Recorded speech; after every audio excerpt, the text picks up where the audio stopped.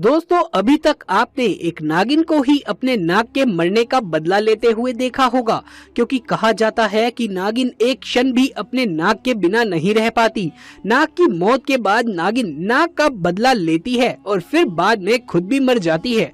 परंतु ग्वालियर के एक गांव में एक अनोखी सी सच्ची घटना सामने आई, जहां एक नाग के ऊपर ट्रक चढ़ने की वजह से उसकी मौत हो गई और फिर उसकी प्रेमिका नागिन ने जो गांव वालों के साथ किया उसे जिसने भी सुना डर के मारे कांप गया। दोस्तों ये घटना ग्वालियर में रहने वाले दो भाई सुरेश और राम की है।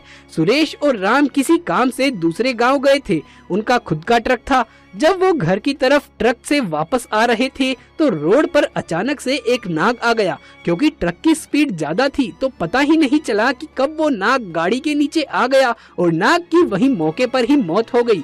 कुछ देर बाद नाग के मृत शरीर के पास एक नागिन आई और काफी देर तक उसके शरीर के आसपास ही घूमती रही।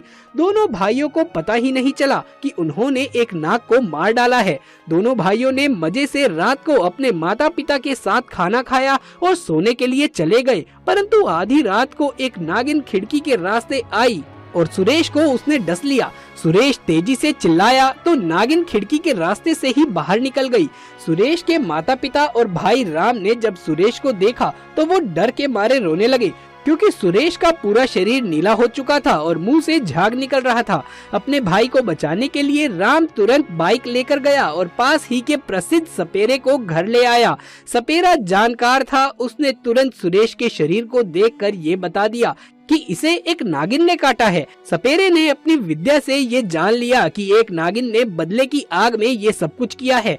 वो सपेरा राम और उसके माता पिता को बोलता है कि आपका ये लड़का सुरेश तो कब का शरीर त्याग चुका है, अब किसी भी हालत में उसे जिंदा तो नहीं किया जा सकता, परंतु उसके दूसरे बेटे राम को भी जान का बड़ा खतरा है, क्योंकि इन्होंने एक नाग की हत्या की है और उसकी नागिन अब अपने नाग का बदला लेने के लिए इनको मारना चाहती है।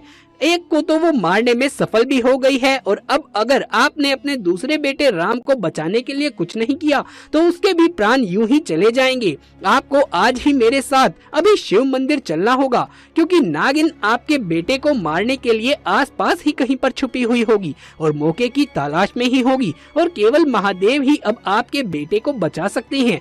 ये सुनकर राम के माता पिता के तो होश ही उड़ गए। अभी एक जवान बेटा मरा है और दूसरे बेटे के प्राणों को खतरा। उन्होंने वैसा ही किया जैसा उस सपेरे ने कहा। वो शिव मंदिर पहुँचे। सपेरे ने राम को कहा कि महामृत्युंजय मंत्र का जोर जोर से 108 बार तुम्हें जाप करना है, तथा खुद राम के माँ बाप के साथ शिव मंदिर में ही कहीं छुप गया।